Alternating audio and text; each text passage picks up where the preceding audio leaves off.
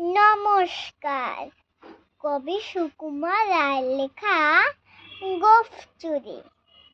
Head অফিসের বড় বাবু লোকটি বড় শান্ত, তার যেমন মাথার ব্যামো কেউ কখনো জানতো।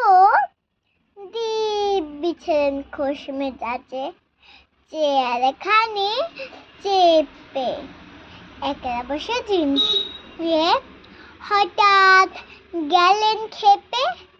আঁতকে উঠে হাত পা ছুড়ে চোখটি করে গোল, হঠাৎ বলেন, গেলুম গেলুম আমার দুই তোল। তাই শুনে কেউ বদ্যি ডাকে, কেউ বা হাঁকে পুলিশ, কেউ বা বলে কামড়ে দিবে, সব হয়তো তুলিস। ব্যস্ত সবাই এদিক ওদিক করছে ঘোরাঘুরি। বাবু হাঁকেন, উরে আমার গোঁফ গিয়েছে চুরি।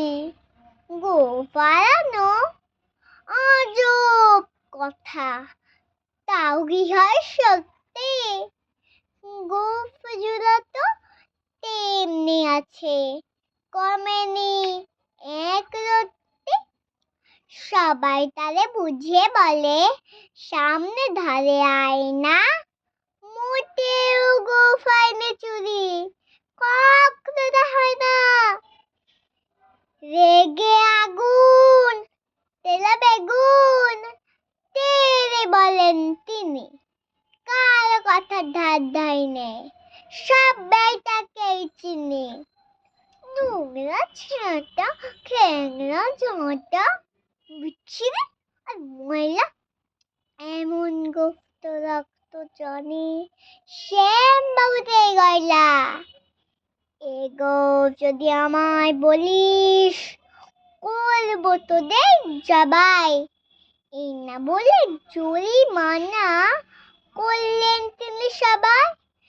ভীষণ রেগে বিষম খেয়ে দিলেন লিখে খাতায়, কাউকে বেশি লাই দিতে নেই, সবাই চলে মাথায়।